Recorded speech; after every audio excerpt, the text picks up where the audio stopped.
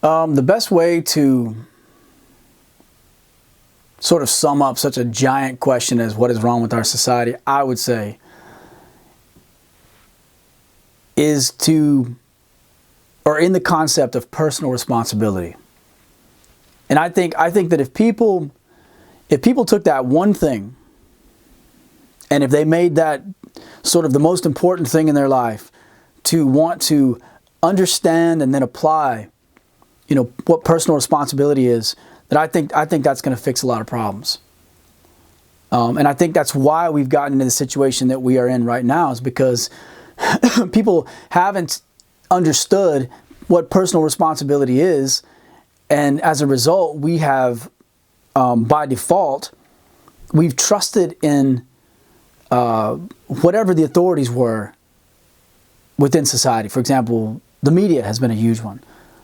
We just by default, we've just trusted in these media outlets, and we haven't gone to vet any of these people that are writing these articles.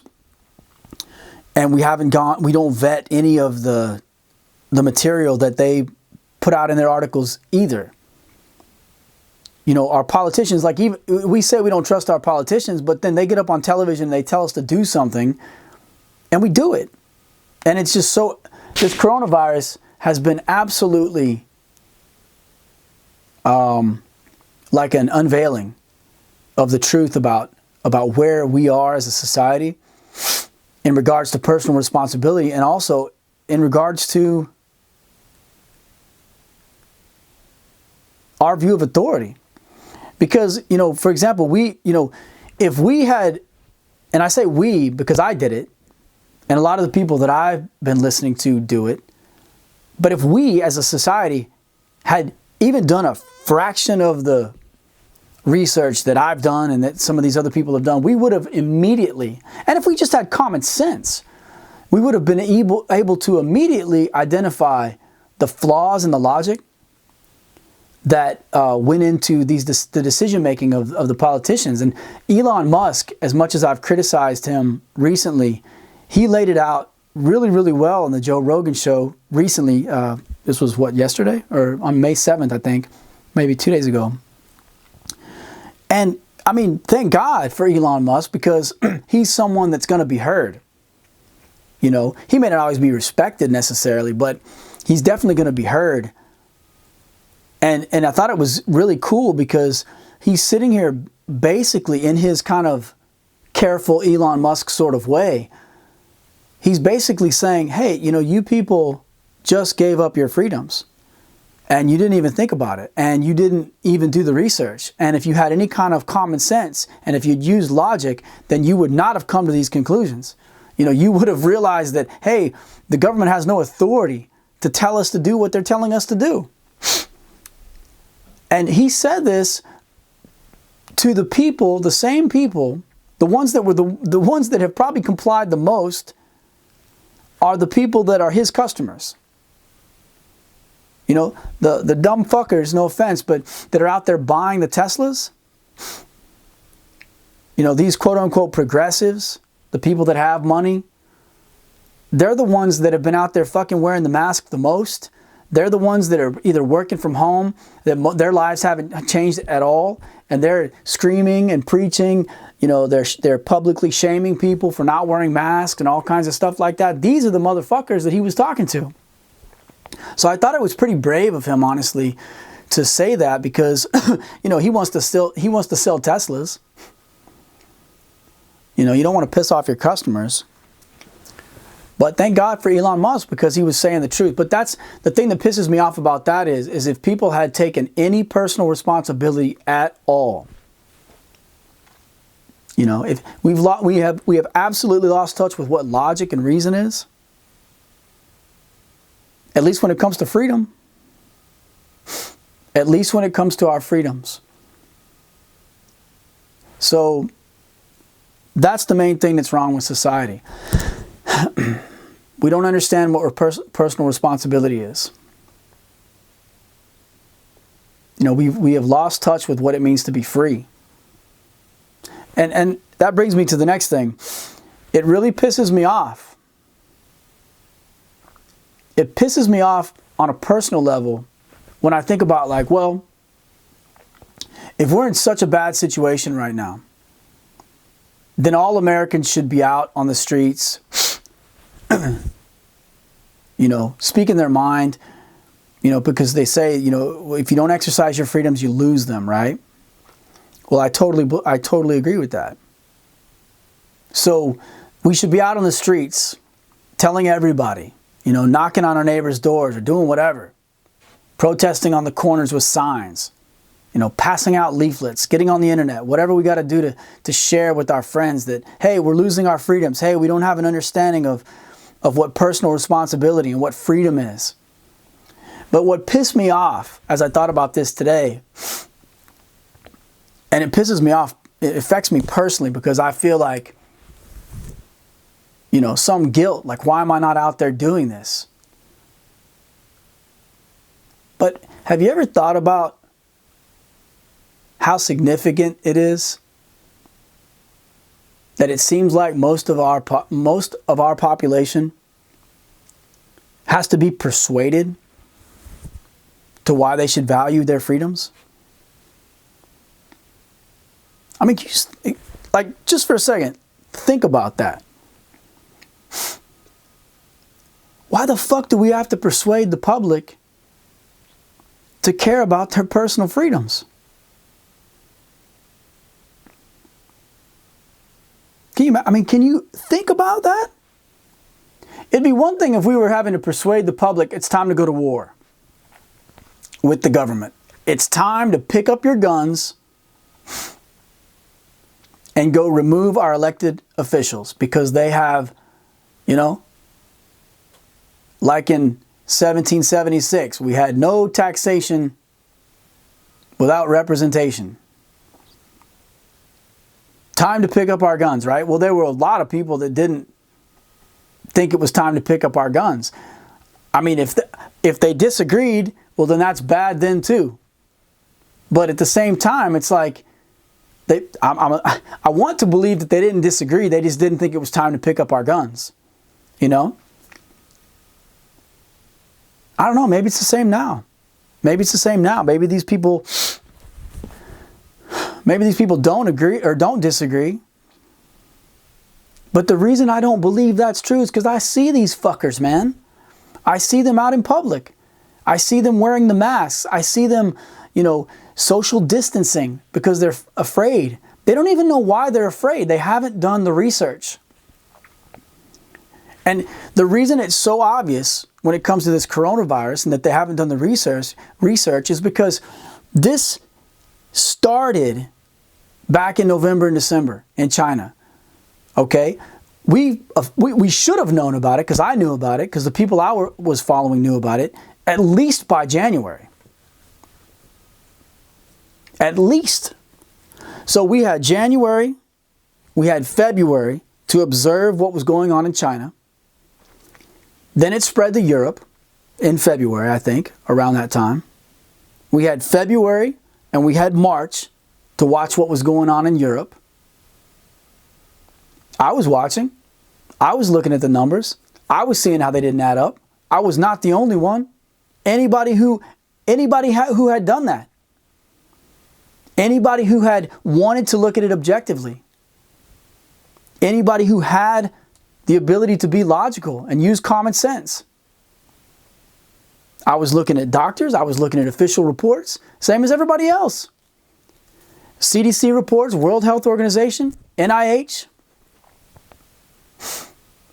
Like I said, doctors, researchers. All you had to do was look. And you would have seen that the numbers were not adding up. The fatality rate was not adding up. So at very least, it should have caused a great amount of skepticism. It should have created in us a reluctance to just succumb to fear. But nobody looked. Nobody looked. All they did was react based on what our biased media was saying. And you had two things going on with the media. One, they're all a bunch of fucking criminals because they are 99.999% more concerned with making a profit and making a political statement than they are with getting out the truth. And so that was one thing about the media. That's one thing about the media.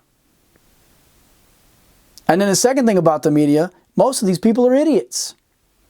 Most of these fuckers in the media are really not very bright. And they're 100% followers, most of them. Most of these journalists are cowards. Just like most of our politicians are cowards.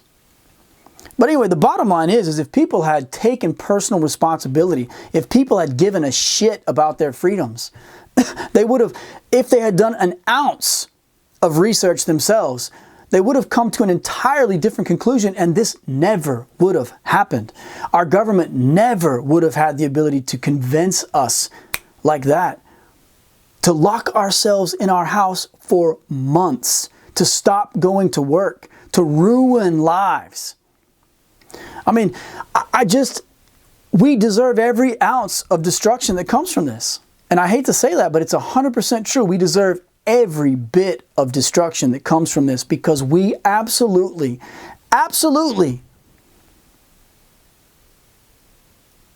a nation, do not value our freedoms and do not take personal responsibility for our lives. It's terrible. It's sad. So anyway, that brings me to the next thing that really bothers me and scares me. On the same note of why I don't go out and preach this to the people on the streets is that I don't think it's worthwhile right now. I think it's going to take decades. I've said this for a while. It's going to take decades to turn the mentality around. I think the political scientists know this. I think the cultural anthropologists and the sociologists know this. It's going to take decades to turn around. The same people that have patiently waited to get our kids indoctrinated into socialism, they've waited decades and are now acting with a vengeance. They know this. And it's not going to turn around, and it's going to take decades, and people are going to have to suffer. The middle class is going to have to suffer, really suffer. Not just, we can't go to the movies. We can't go out to dinner 4 nights a week. I mean, really suffer. So the middle class is going to have to get reduced down into poverty or close to poverty before anything changes. Because the real power is in the middle class. So that's frustrating. It means to me that the only thing we can do is learn to protect ourselves at this point. And there may be very little we can do. Because depending on how tyrannical the government gets, it's, nobody can really predict that. We've got an economy that is likely to...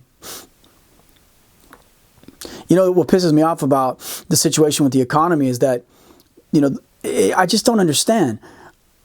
The people that are operating in the world today, in this country, seem to think that history doesn't apply to us anymore. I just don't understand that. So if that's the case, then what can I say? That's a future that we haven't seen yet, where history doesn't apply anymore. But if history does apply to us, there's absolutely no way that our economy is not going to crumble. They've created this game, they've propped it up for so long, it has worked for 100 years, there's no doubt. It's worked.